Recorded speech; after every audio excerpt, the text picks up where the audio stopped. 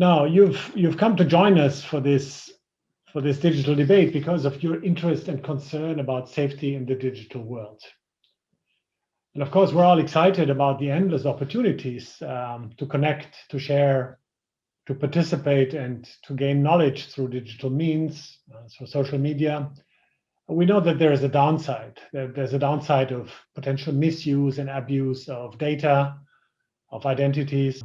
There's surveillance happening, dis and misinformation, and indeed real attacks of all sorts through the internet.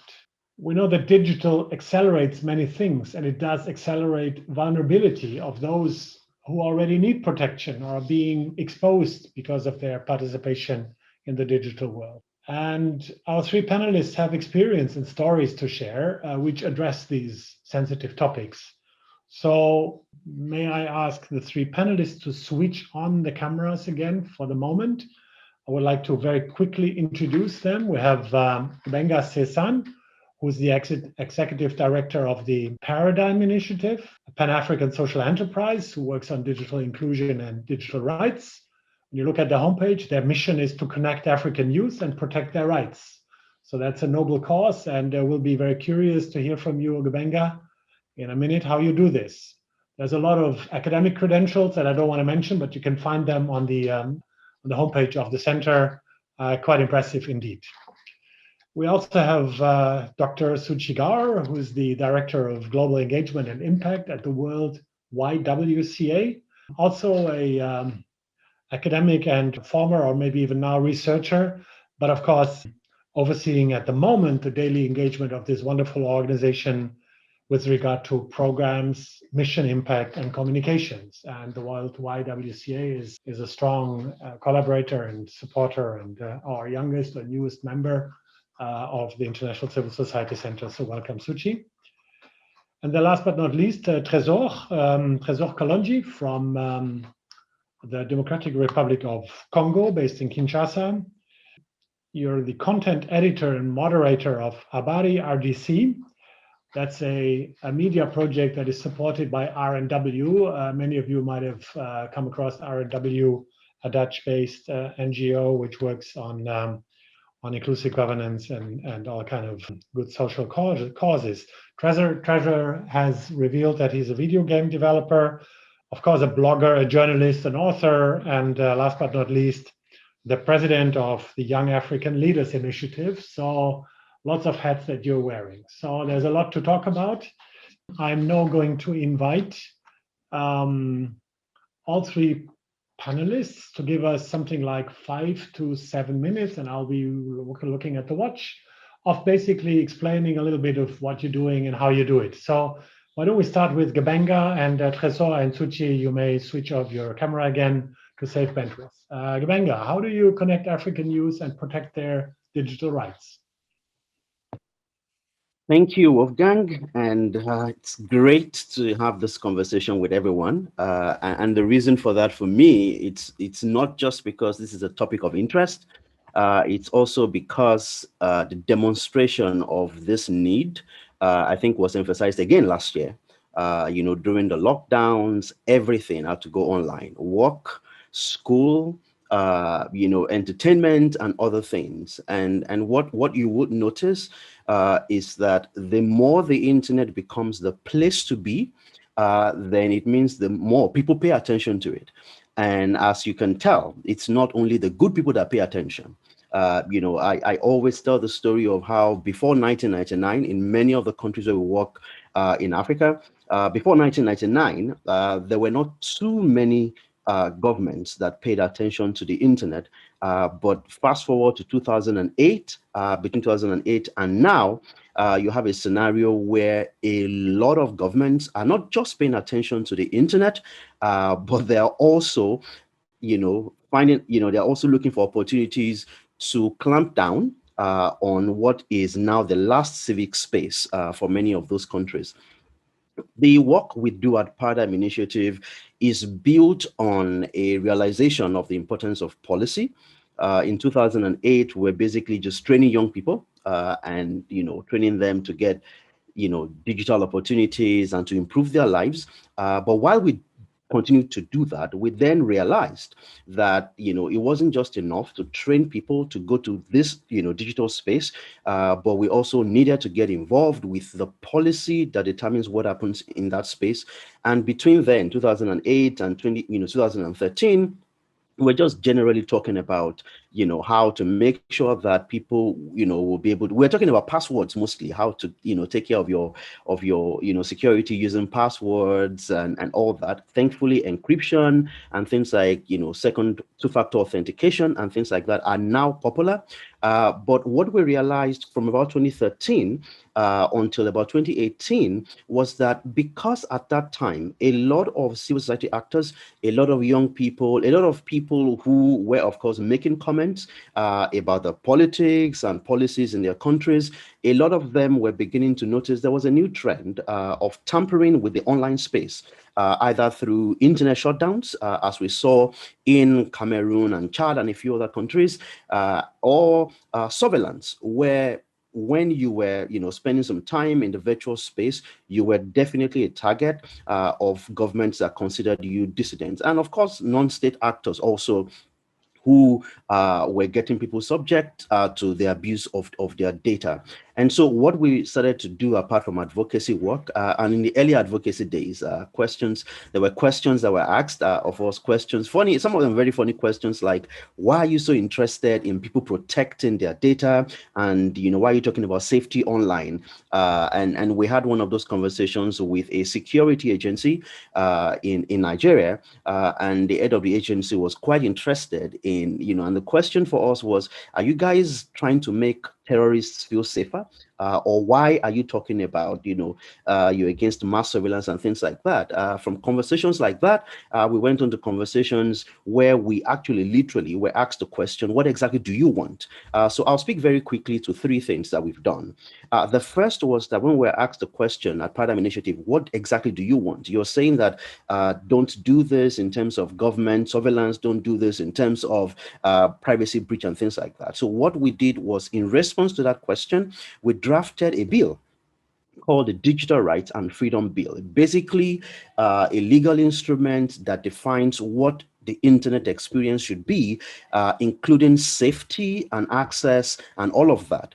That bill, got into the parliament in Nigeria, got to the president's table, but it wasn't signed. And now it's back and it's going through the process again. The second thing that we've done is to make sure that we have training for civil society actors, for media, and for young people, and also for activists, so that they can understand how to stay safe online. Don't forget that many people are sort of used to physical safety, but in the digital environment, it's a new environment for most of them at the time, and we had to take them through how to secure your devices, how to secure your space, how to watch out, for people who pretend on social media to be your friends or to like what you want, but are just basically carrying out surveillance on you, and that may get into trouble.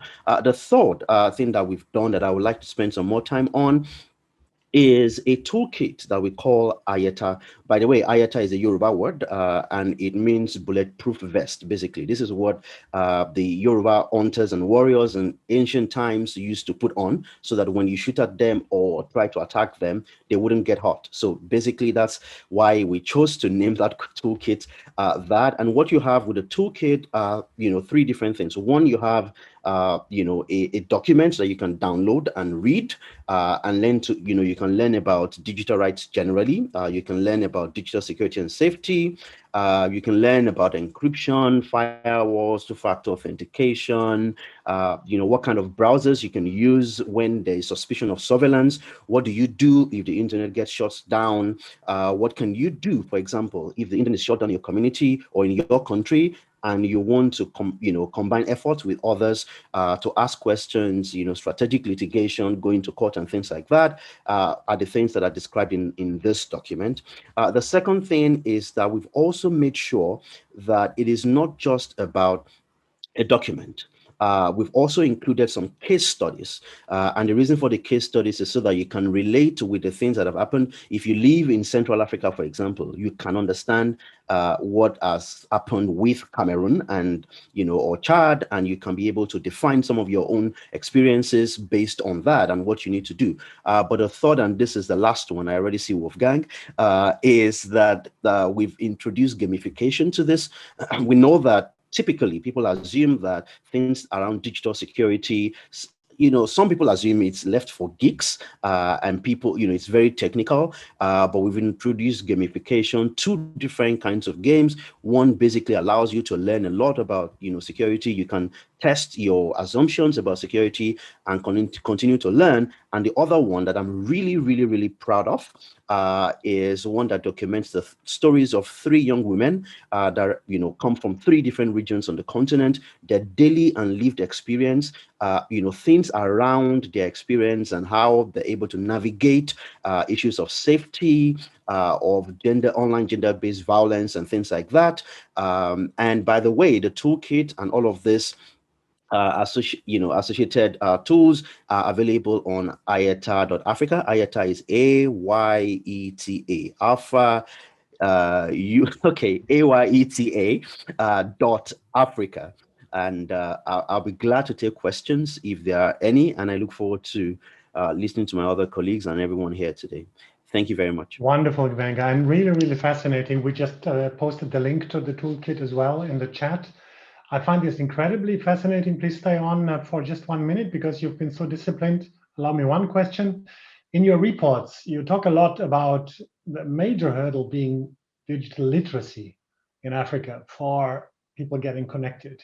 Now, you're having quite big ambitions and you're doing fascinating stuff, but how big is the gap for people to go over the entry threshold and then making that progress to digital safety and digital security, while they still might be enjoying the basic remedies of the internet and social media? Yeah, I mean, I'd like to, say that there are three categories of people when it comes to this. I'll start with the lucky ones. The lucky ones are those who are now beginning to come online, for whom, things like encryption are sort of by default. A lot of people have fought the battles. And so when you use a tool, right now it's encrypted. Emails are encrypted, chat apps are encrypted from end to end. So that is for, a new generation of people who are coming online. So for them, the odds aren't a lot. I mean, so you're already used to it. It's not like someone who is used to a TV remote control and then has to use, their hands to wave to be able to control devices. So for that category of people, it's not a steep learning curve. They're used to it. I mean, they actually demand, encryption by default. Everything has to be saved by default. But for a second category of people, those who are already online, but who need to learn. For many of these people, it's the fact that it may take a bad experience for some of them to take security very seriously. And the reason I say that is because there's a lot to learn. And don't forget, this is the age where there's so much information coming at you that you literally have no time to consume everything you have. And then when there's a new layer and someone is saying, oh, you need to protect yourself and things like that, it may sound like a lot of assignment. For the third category, and this is where there's a lot of work that needs to be done, are people who are not online at all, who will, believe that half a loaf is better than none, even though it's not always true, who, are too excited to get online that they will get online, even if it's not safe for them. And so there's double jeopardy there. First of all, you're offering them a digital platform that is not safe, but giving the impression that it's okay to come online. It's like asking someone who had their money under their pillow all their lives to come to a bank, and then they go to a bank, deposit their money in the bank, and then the bank crashes or collapses, or there is recession or something like that.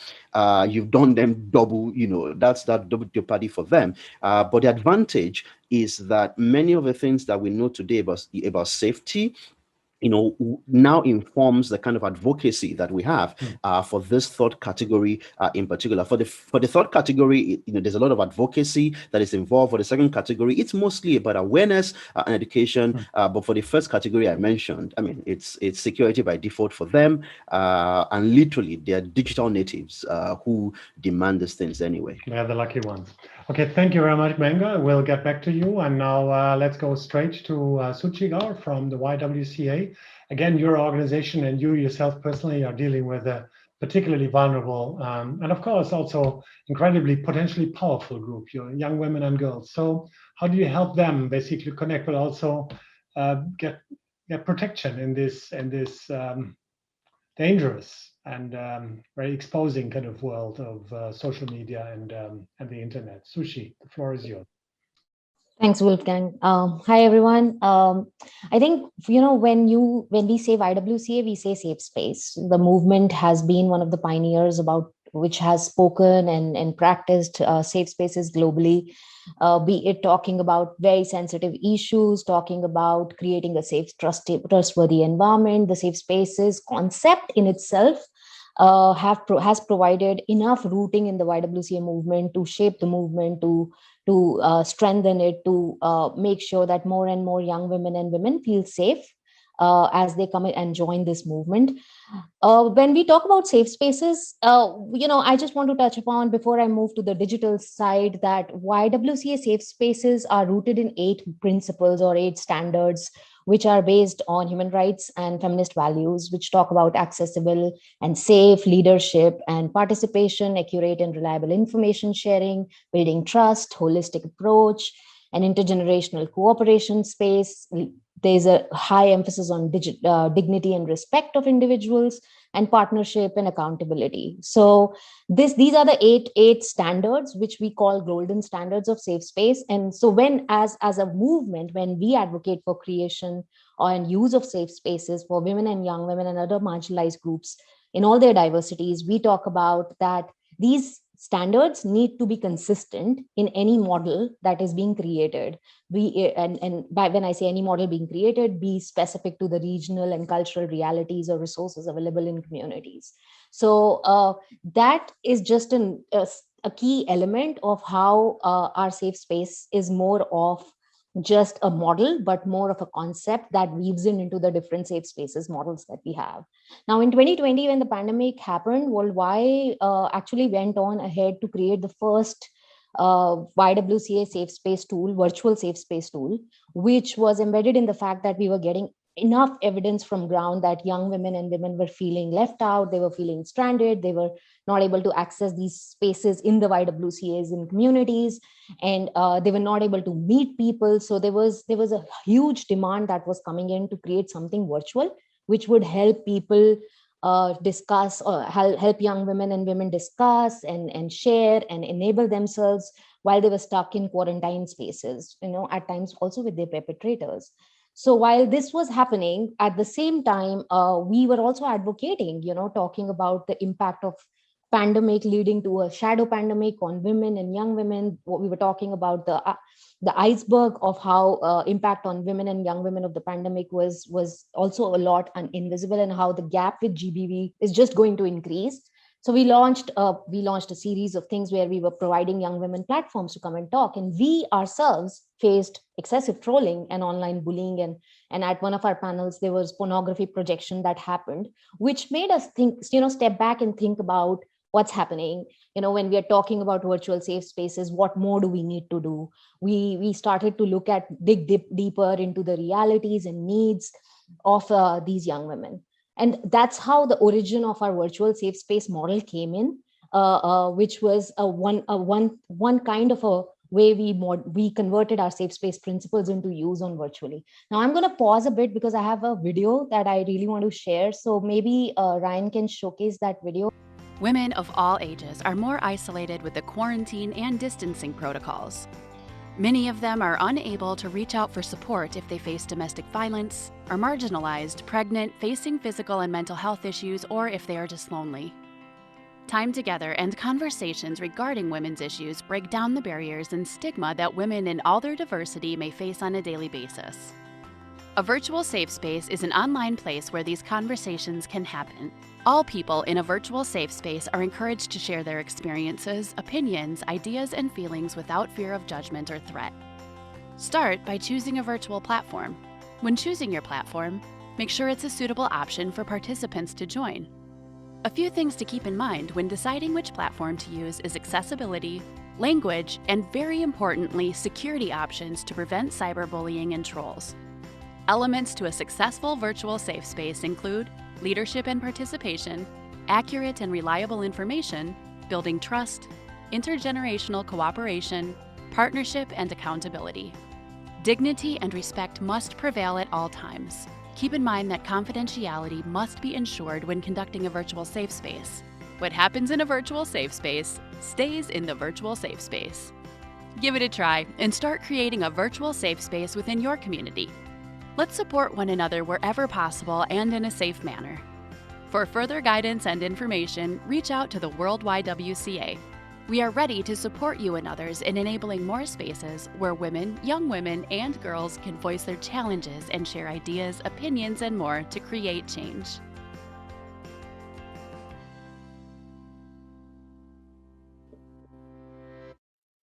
Thanks, Ren. So basically, this model, when we launched it, it was highly accepted. It was young women, especially in Asia, Africa, and Eastern Europe, took over the model, and more YWCAs also started approaching us as to how they can adapt the model and look at different tools and techniques. For example, YWCA Ethiopia and Kenya, through one of our interesting projects on safety, on reproductive rights and mental health, they created their own apps, mobile applications. So there was a lot of, on the concept of virtual safe space that we showcased, there was a lot of adaptation that happened. But during this process of young women playing with this model, we got to know a number of things. And I just want to touch upon three basic learnings that we had during this period. One was around knowledge and capacity building. Now, working on ground, there was the young women who were using this model constantly came back with the feedback that there is a need to do a lot of training and a lot of implementation, how to actually use this model and how to make sure that those who are facilitating these virtual safe spaces are capacitated, they have the resources. And so we did a lot of work around that in the last 1 year around knowledge and capacity building. The second was around inclusivity, reach, access, language in all its package. And when I say inclusive approach, we know that digital spaces are not available for everyone. Internet is not there for everyone. Phones are not accessible to everyone. So what we reinforced on the fact was that virtual safe spaces they're not exclusive in the way that they overtake safe spaces in physical sense, or they overtake other mechanisms to reach more women and girls. So we were advocating for virtual safe space as an additional tool during the pandemic, and we've realized how critical it is to grow from there. Then the third main element that we have learned a lot from is data protection and privacy discussion. I remember one young woman who was in a safe space, in virtual safe space, she said, while the process is safe, while the process that you're talking about, the emphasis you are putting on the way the safe space is practiced and conducted, where everything is protected, nothing goes out from the safe space, the medium in itself, these digital tools, be it Zoom, be it GoToMeeting, be it other WhatsApp, they are not safe. So what do we do about that? So in order to talk about that element, we have seen that a variety of things have happened. For example, our YWCA in Ethiopia, the app that they have created based on these principles is something where the data stays with them. Their app is called Telela, and it's a digital app where young women can take consult experts, can have a virtual safe platform to talk about their mental health issues and reproductive rights issues, get counseling, get resources. And that's a moderation where the mandate was that the data stays with them. Then the second bit was, what do we do? There's a need for extensive resources when we talk about creating such things, because as a global organization, while we advocate for more digital safety, at the same time, creating our own platforms is a very expensive process. But World YWCA has this year ventured into creating our own safe space-based networking platform, which is in pipeline right now, where we are trying to provide young women and women a safe platform where their data stays with us, where we are sure that the data is not going to be used outside, the information is not going outside. Now, there are lots of elements there to look at, but I just want to touch base on one thing. Yeah, I'm just closing. Thanks, Wolfgang. I think it's critical to see that as a global movement, in order to keep protecting and supporting women and young women and girls around the world in their own reality, we have to learn a lot more about this digital world. We are one of the oldest movement in the world. We have been providing safe spaces. We are now moving towards virtual and digital advocacy, and we, as a humanitarian action, we constantly need to look into this. I just want to close with a very interesting quote by a leader from Belarus, which stands by me when we talk about virtual safe space or safe space, is that as a YWCA leader, we have to keep on keeping our community safe. And we also have to align with our standards at the same time to support our vulnerable groups. So when we say support our vulnerable groups, we don't say their opinions, but what they are as individuals, that they need to be treated with respect and dignity. And that's where the safe space in YWCA is rooted in, be it any digital, physical, app or a platform. It's all rooted in respect and dignity. And that's where the data discussion also comes for us. So yeah, thank you so much. Thanks a lot, Suchi. And again, wonderful description of how your organization is dealing with what is now a double challenge, right? I mean, there is the gender dimension of violence, clearly. And then there's the digital dimension of exposure and vulnerability. And on top of that, the digital dimension does have a gender dimension as well. So I'd love you to expand a little bit on that, maybe in the second round, not quite now because time is running, but really appreciate both your inputs and the little video. And we're moving on to Trésor, hoping that the internet connection to Kinshasa holds. So Trésor, we've introduced you. You're working with bloggers, with young people. It's media work, which is particularly exposing, but also powerful. Tell us about your experiences and your approaches as you work with the youth in your region. Thank you, Wolfgang. Thank you to everyone to take part to this activity.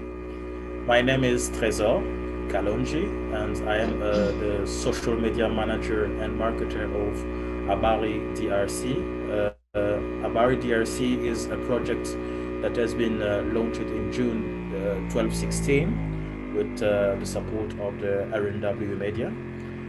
It's an online community which is gathering around 100 bloggers and changemakers across the Democratic Republic of the Congo.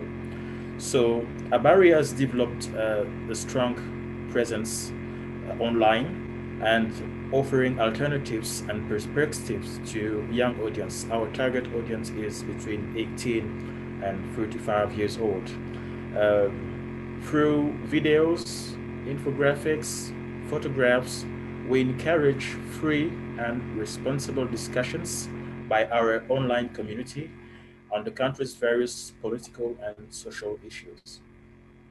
So with the RNW Media, we work with young people in order to support their desire to bring social change. We harness the potential of digital media channels so as to bring young people together in online communities so they could engage on issues that matter to them, and from that we can generate stories for advocacy. So we are working in a very restrictive settings here due to cultural, religious, and social norms that are mostly conservative and that are also a barrier for young people to claim their rights. So in order for our digital communities to provide a conduit from online experience to real life action, we place or to put our digital community as places where young women and young men can engage respectfully through dialogue on sensitive topics. We are using moderation, and this is the key of RNW Media project projects through its different country partners. We use moderation to ensure that our digital platform are safe places where people can talk about sensitive topics and become open to critical thinking. So Avari RDC is using active moderation, such as to make those kind of dialogues possible. When it is applied as an engagement strategy, moderation allows us to convert passive users into active participants. You know that there are many platforms with 500,000 people, 1 million people, but with very few people who are interacting on a daily basis. But our moderation strategy is tailored so as to make most of those people who are passive to be active. And through that, we bring marginalized groups into the conversation of the subject that we are publishing, and we create a safe space where those people feel not only able to take part to the discussion, but also to benefit from it. So we have local moderators who follow online discussions 7 days a week. It's a little bit tricky. By engaging with users and asking specific questions on posts and comments, we encourage young people to think critically and to engage in constructive discussion. And for RNW Media, moderation is about looking at the conversation taking place in our communities and generating dialogue from those conversations. So our moderation strategy is based on choices about how we want our online communities to interact and on encouraging positive behaviors that result in constructive and inclusive discourse.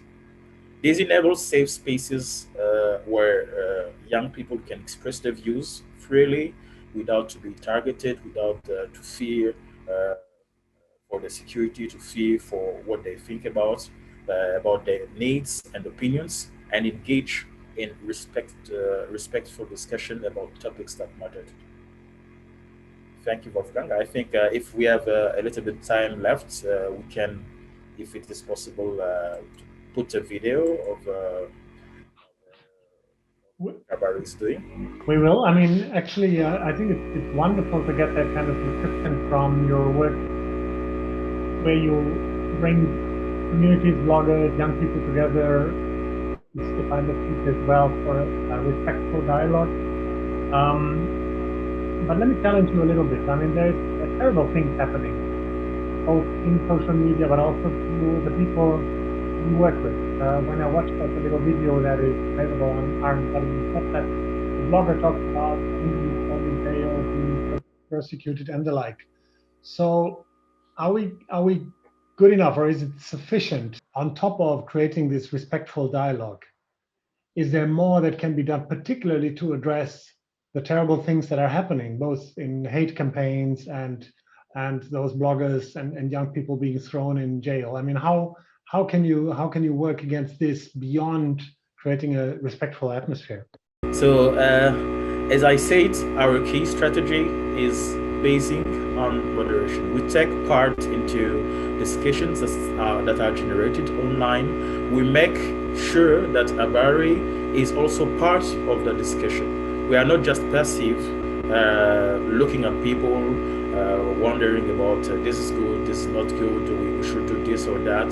We are taking part to the discussion. We have a framework that enables us to know the way we can monitor dangerous hateful speeches, for example, the way to profile people who may be considered as dangerous threats, the way we can approach those people to make that they may change behaviors. We have seen them doing some of our online campaigns, for example, about homosexuality, where you know that in African countries it's something which is taboo. When you are talking about that, you are threatened.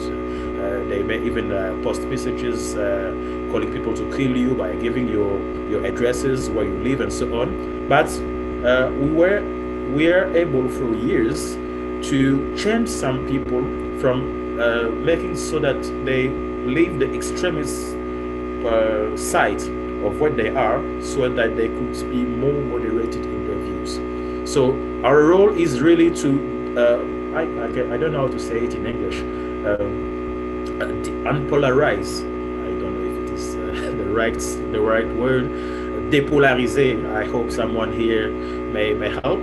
So in the discussion, the moderator is targeting those who are polarizing the discussion, those who are putting the flames so as to make that, okay, this guy is gay, he has to die. This guy, this woman, she has not the right to say this kind of things in this platform. She has to mute. She has not the right to say something. But the way we're addressing those people, the way we're dealing with trolls, we have many trolls on our platforms, makes that even those passive users who are watching at the conversation, they say, okay, so there are arguments that have been developed by Habari, or there are people who support their point of views. We follow those views. We don't think that it is something which is to be taken on an extremist level. So, and with the time, you see someone who was asking for killing homosexual 1 year ago, saying, okay, they have rights. They have the right to make love like they want. They have the right to do some things. I think killing is not something useful for that. And it is at that level that we see that our approach has worked to change people's behavior. Great. Thank you very much, Trésor. That's a fabulous response, and great to hear this. We are getting a couple of questions in the chat, and while some of you might still be pondering and thinking about what you've heard, what we'll do is a very quick round of questions only from the panelists. So you've spoken, now you may ask a question to one of your fellow panelists. So to make this a bit of an interactive exercise, all three of you, and let me invite all three of you onto the camera again, so we have a real kind of virtual panel. All three of you are experts in your own rights, and it's really impressive to see what you're doing, and also what you're challenged by. So while we're collecting some of the questions in the chat, can we have a very quick round of you just putting one or maximum two questions to your fellow panelists? We'll collect those, and then after we've heard from the chat, we'll have a final round of responses. So I'm asking Suchi to start us off with your question or questions. And please tell us whom you direct this to as well. Okay, so thank you so much. My first question is for Gbenga. I am actually very keen to know a little bit about data privacy in Nigeria. I've heard stories around how data, especially of women, young women and women from Uber app, that has been taken up and it has been misused. So what has been the experience? Because I've seen it globally happen. A few countries, and I really want to know how that has been the case in Nigeria. And then I have another question for from Trésor. I actually want to know a little bit more around the online communities and when they operate, a little bit more around the sensitive issues, contextualizing, getting experts, like how do they do that? So yeah, those are my two questions. Cool.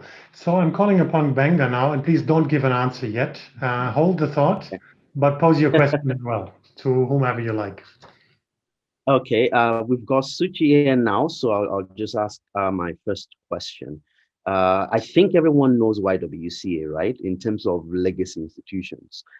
So my curiosity, you did address the complexity of being an old institution doing new things, but I'm just curious, does that give you legitimacy to introduce people to, because for you to become digital yourself as the YWCA, you must have gone through a lot. Does that lend a lot of legitimacy and credence to your ability to then talk to people? It will be very interesting to know that. And I was going to ask Trésor a question in terms of, and this is my own lived reality and also for him, but I don't know if he's on the call. So if he's not, I could just hold that question. Yeah. Oh, yes. I'm here. I'm here. Oh, here you are. Welcome, bro. Okay. So, one of the big challenges that we face in the many countries across the continent where we work is we work in digital. Bandwidth is a lot of requirement for us to test the things that we work on. Meanwhile, bandwidth and stability isn't assured. How do you navigate, for people who you're designing for, the excuse may be around, okay, we can't uptake it because we don't have access, but you are the designer. How do you navigate that such that you're able to test your own platforms and then able to then, profile that as a solution to people who are working on it? Great. And again, Trésor, if I may ask you not to answer, but also pose your 2 questions, please. Thank you, Wolfgang. My first question is to Gbenga. Okay. So you have talked at a moment about gamification. It's interesting for me because I'm working in the video game industry also, even if it is a little bit amateur in our country. But in RNW, we are using gamification when we are using surveys to get feedback from our audience about some specific topics, especially when we want to launch a digital campaign or organize offline events, because we are not entirely digital.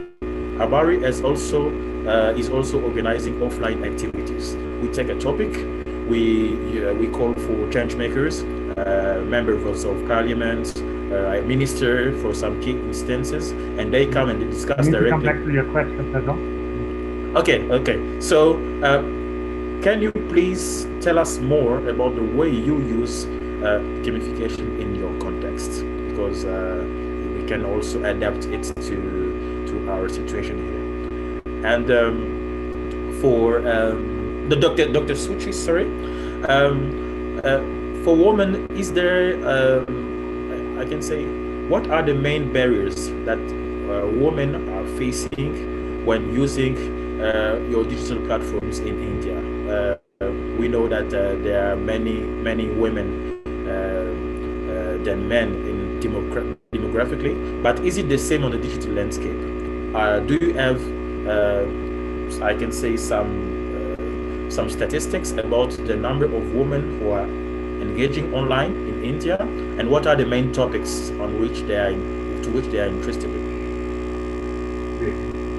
Wonderful. So we're getting questions now in the chat, and I'm just mentioning a couple of them because then we'll have a final round of each of you being able to address or shun away or ignore, depending on how you feel, some of the questions that are being paused. There's a couple of questions about inclusivity, both in terms of access, bandwidth, but also how about those who have visual or hearing disabilities, for instance? How do we reach those?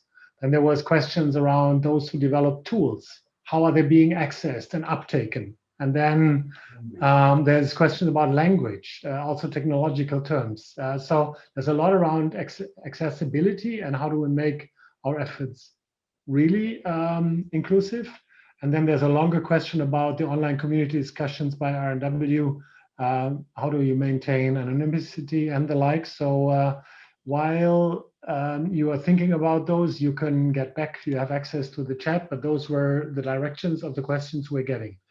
Now we have about 3 to 4 minutes maximum for everyone. Let me start with Gbenga.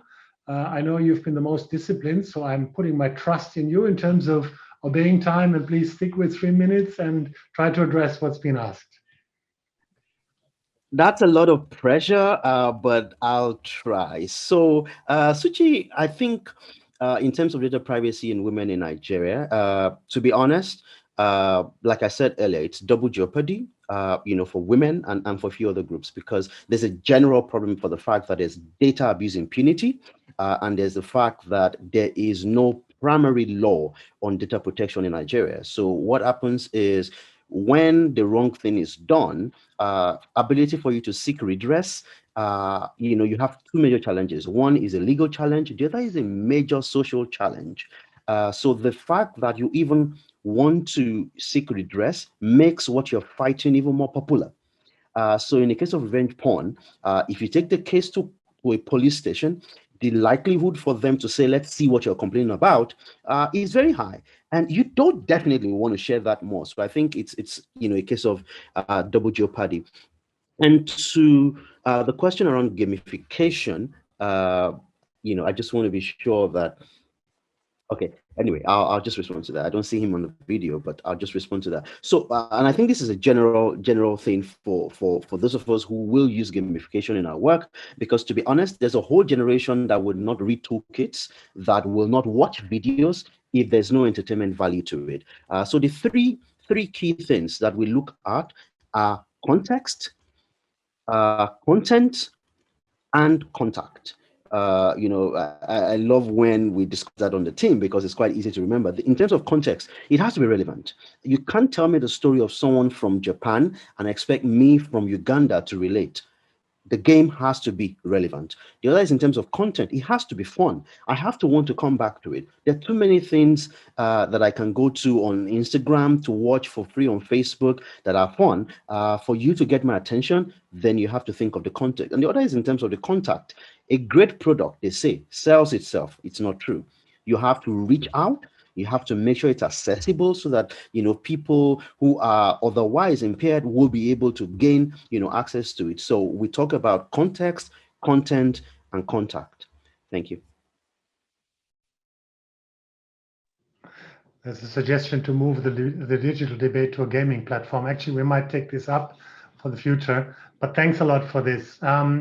Trésor, I think he's been listening and he's been trying to maintain bandwidth and connection. There's a couple of questions that went your direction. Trésor, why don't you continue with some of the stuff that was on the chat? Hope you can still hear and see us. Yes, I still can for the moment, but it's a big challenge. So I will first answer to the question related to bandwidth, I think. How we deal here with bandwidth and access problems, and also how we protect our online community with anonymity and so on. So for access, we have around 21 million internet users in the DRC. It's not too much, but most of those people, 4 million approximately, are active on social media. So we go in social media to look for those people, and so as to be able to reach as many people as possible, we have designed our website to be able to access Facebook for free, because many people here, due to economic constraints, use Facebook for free. They charge some money, but you don't have access to pictures, you don't have access to videos, just see text. So our website is designed also to take that into consideration, so as that we don't put that part of social media users out of our reach. It's there approximately 500,000 to 600,000 people using that feature.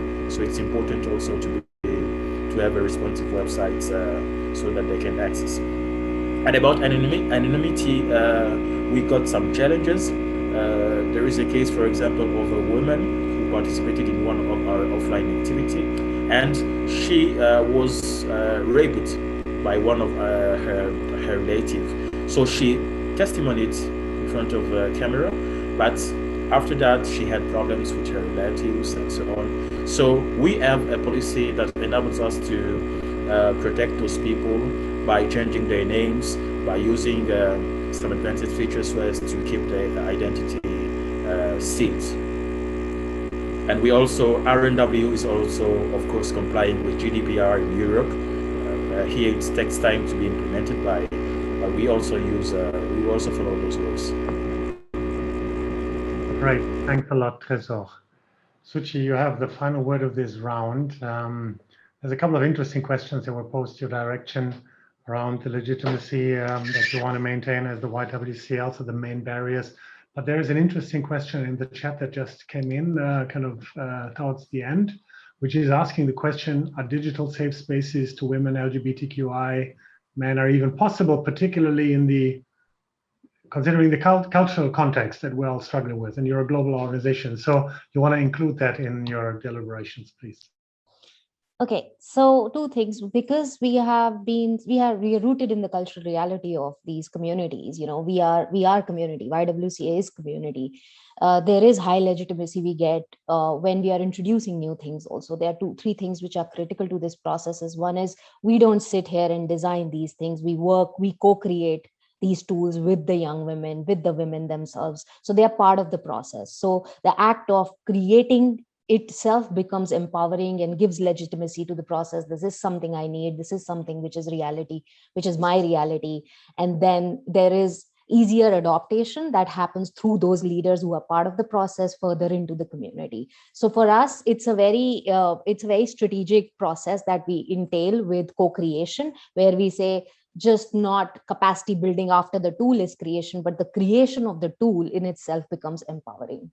And then the elements around, there are huge barriers. We very openly say that digital safe spaces are not safe. Any digital safe is not 100% safe. That's the reality. So while we give tips on password protection and social media privacy and all of these things, we also at the same time emphasize on how we still need to maintain and practice those feminist principles, those 8 core principles, and give legitimacy to the individuals and their opinions. If they want to stay anonymous, the environment creation in this space is very focused on building that trust. So there's high aspect, that high heaviness that comes with it.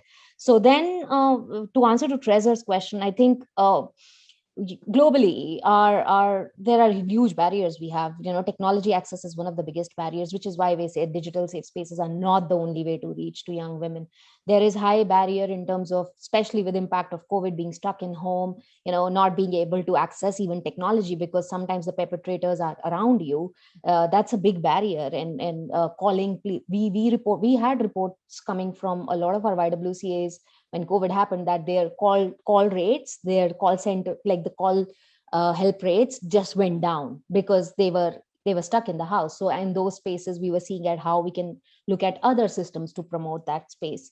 And so that comes with it. And I think the fact that we constantly have this inflow and outflow with the community, with these young women, and we are designing based for them and helping them customize and contextualize, that's what gives us a lot of legitimacy on ground. To answer to one of the questions, I think it is the whole idea of digital safe space open for women, LGBTIQ, and men even possible. Well, yes, I won't say completely, but yes, there is we as a movement have seen that even that these principles, when they get implemented on ground, there is a kind of community building which actually makes safe spaces in digital safe space also possible. I'm not talking from just data perspective, I'm talking from that safety net perspective, feeling safe perspective. So I'll give you an example. In CSW this year, we were hosting a panel with LGBTIQ leaders sharing their stories as to when they felt they're included in a global movement. And when they share their anecdotes, we had chat pod where somebody came in and started trolling these people, the speakers, and the whole community stood up. Now, as a panel holder, what we did was we had safeguarding mechanisms. We developed steps. We started with the fact this is a safe space. We respect everyone's individual identity and their opinion. And when we did that bit of safeguarding, the community actually stood up and asked the person to leave.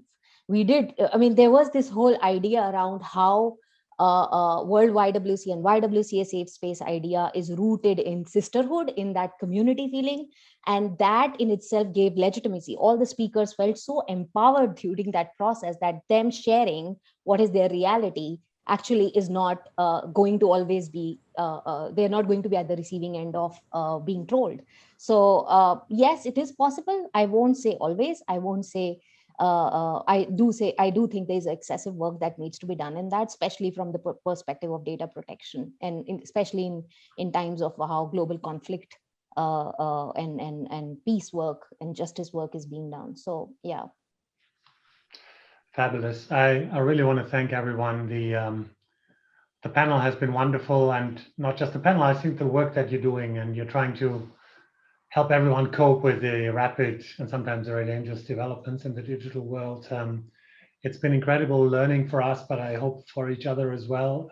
We've had a couple of questions that might not be exhaustively answered, but of course, these debates are meant to stimulate further exchange. The center will take some of this up as we go forward with you and other partners. I want to thank everyone who's been involved, particularly Ryan as a technical support in the background, and Karl Steinacker, who's the mastermind behind the series. We're up to the hour, but I would like to offer you another 3 minutes of the video from RNW, where two of the activists actually speak about what they go through and also how this program is helping them. So please stay online. We want to make up a little bit for the bad connection that we had to the Congo and Kinshasa, so thanks for that. And the last announcement, on the 1st of July, there will be the next digital debate on digital vaccination certificates for safe travel, the Sorcerer's Apprentice, we call it. So stay online for the other 3 minutes, and thanks everyone for joining, and have a lovely afternoon or evening. Thank you.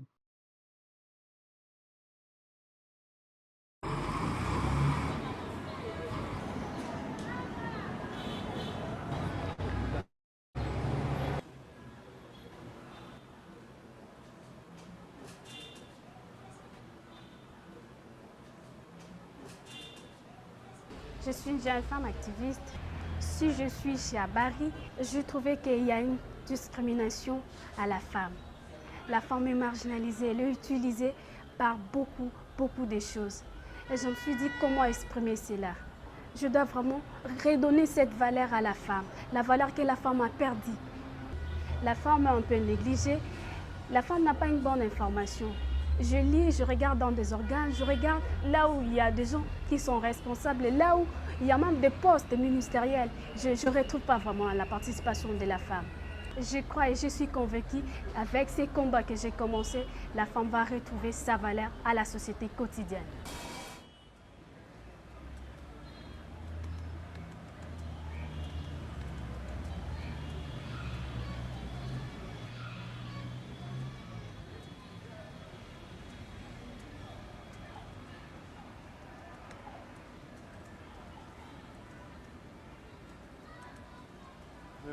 Je commencerai par parler d'une expérience personnelle. Au début de ce mois, j'ai été arrêté juste parce que je suis parti, non pas manifester, mais couvrir une manifestation pour animer mon blog. On m'a arrêté par les policiers, on m'a mis pendant, je crois, toute une journée en prison. Et puis on m'a libéré le soir, sans raison. Alors, voyant tout ce qui s'est fait, tous ces habits qui se font dans notre pays, je me suis dit qu'il faudrait que je sois la voix des sans-voix. La voix de ces jeunes qui ont des choses à dire mais qui n'arrivent pas à dire les choses. Voilà pourquoi je me suis allié à Avari RDC, parce que Habari partage cette vision que nous avons de faire entendre toutes les voix. Ici au Congo, les médias sont soit de l'opposition, soit de la majorité, soit d'un individu quelconque. Mais il n'y a pas un média qui parle de ce que vivent les jeunes, de ce que font les jeunes. Dans ce climat de crise d'humanisme ou d'humanité, il y a des jeunes qui posent des actions, mais qui ne sont pas vus ailleurs. Parfois qui se limitent juste dans leur parcelle ou dans leur quartier. C'est comme ça que nous, dans Habari, nous nous sommes dit qu'il faudrait qu'on réunisse tous ces jeunes activistes, tous ces jeunes qui sont forts, tous ces change makers qui font des choses des choses de manière positive, pour qu'on puisse le mettre dans Habari afin qu'il soit la voix des sans-voix, la voix des jeunes congolais.